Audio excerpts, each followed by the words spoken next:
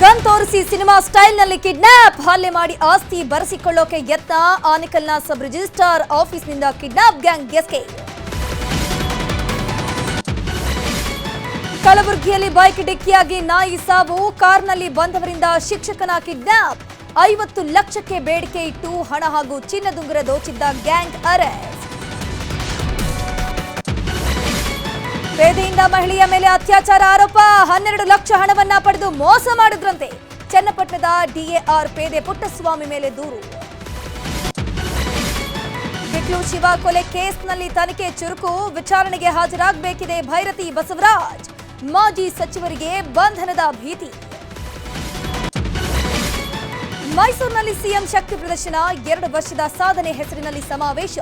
ಕುರ್ಚಿ ಜಟಾಪಟಿ ಬೆನ್ನಲ್ಲೇ CM power show.